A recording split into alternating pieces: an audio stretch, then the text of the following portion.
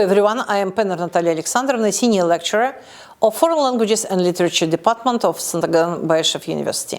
Today we are going to speak about a very interesting topic, that is teaching reading. If you remember, in one of the lectures I told that that was the basis of one of the methods introduced by Michael West. So at the lecture we are going to discuss the following questions: reading as a name and means of teaching and learning a foreign language, the content of teaching reading, some difficulties pupils have in learning to read in the English language, linguistic and extra-linguistic, how to teach reading and mistakes and how to correct them. So 5 questions, and all of them are of great importance. So the first question to be discussed: reading as a name and the means of teaching and learning a foreign language. The content of teaching reading, it's very important to know the answers to the questions. Why teach reading? What kind of reading should students do? The topics and types of reading texts. That is about selecting the material. Why teach reading? So there are many, many reasons to do it.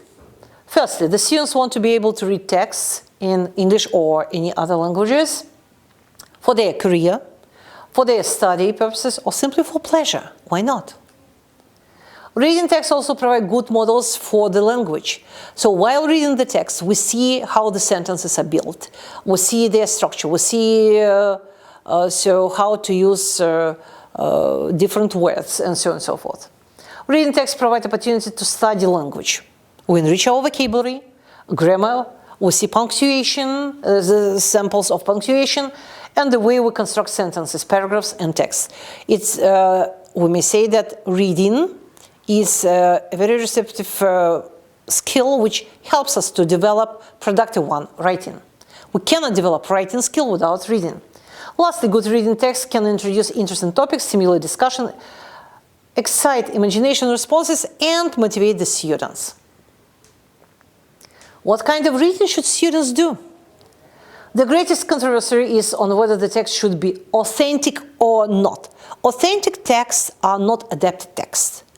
And some scholars say that the text must be not adapted, they must be authentic. It depends. It depends on the level of language proficiency. It depends on the age. But can you imagine the situation when you give authentic text to the students of the primary school or to the students of the university with A1 or A2 level and expect them to understand this text and to do the tasks? So the balance has to be made between real on one hand and students' capabilities on the other. There is some authentic written material which beginner students can understand to some degree. Menus, timetables, signs, and so on. Everything must be approachable and everything must be accessible. The topics and types of reading text are worth considering too. Should our students read factual encyclopedia texts, or should we expose them to novels or short stories? Can you imagine the students of primary, secondary school reading encyclopedia only for some particular purposes? When we ask them to find some information on some topics, I mean scientific maybe, or historical. Should they read timetables or menus, or we can offer them business letters or newspaper articles? Again, it depends on the goals, on the age, on the level of language proficiency. This depends on who the students are, if they are business people, if they are science students, or etc. Among the things the teacher might want her students to read are magazine articles, letters, stories, menus, advertisements, reports, play extras, whatnot. What you have. It depends on the goals, on the aims of your educational process. You see the picture of unhappy student with the sign help. Yes, of course the students, when we teach them reading, they will have some difficulties and we must know how to help them.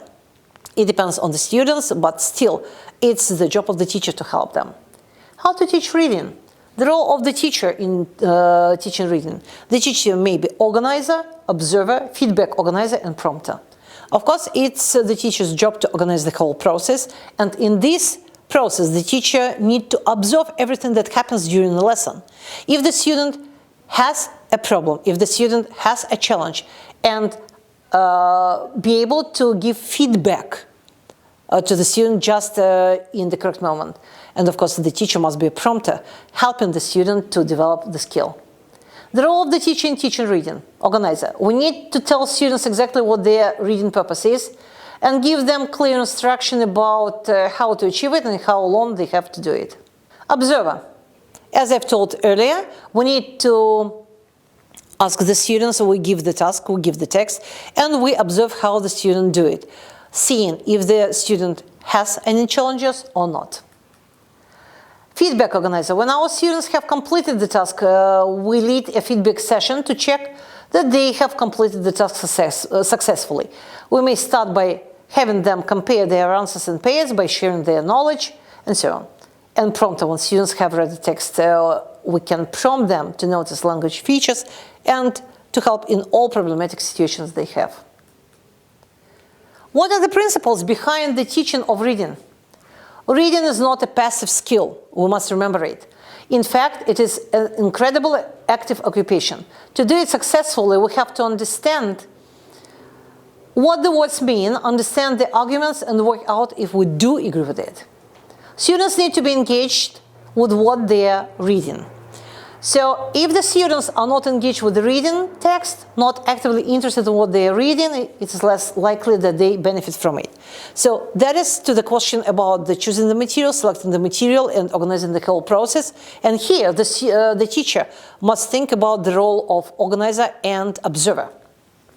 Students should be engaged to respond to the content of the reading text, not just to the language. The main idea when we ask the students to read anything, it doesn't matter, menu, text, advertisement, the first idea, the first goal for the teacher and for the student to understand what they are reading.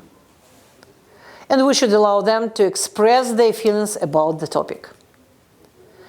Prediction is a major factor in reading. So that is the way we develop critical thinking in our students when we, for example, we give only the title of the text and ask the students to predict what the text will be about. And then the students read the text and check if they were right or not. Match the task to the topic.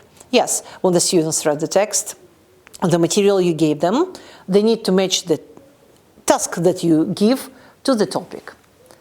Good teachers exploit the reading text to the full. Any reading text is full of sentences, words, ideas, descriptions. It doesn't make sense just to get students to read it and then drop to move on to something else. And good teachers integrate the reading text into interesting class sequence using the topic for discussion. Reading must not be the reading as the end of the activity. So it must lead to another productive activity. You must remember, the most interesting text can be undermined by asking boring and inappropriate questions.